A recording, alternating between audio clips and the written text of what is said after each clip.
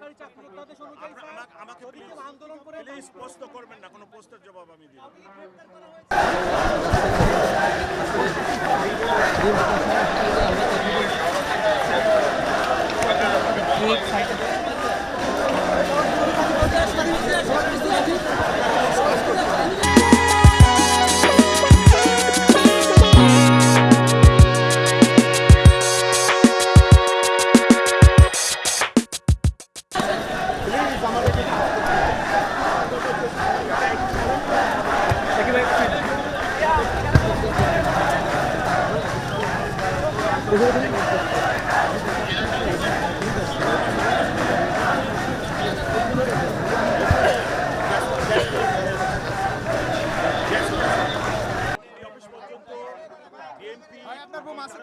সবার সমাবেশ নিষিদ্ধ ঘোষণা করা আছে এবং এটা সবসময় আছে।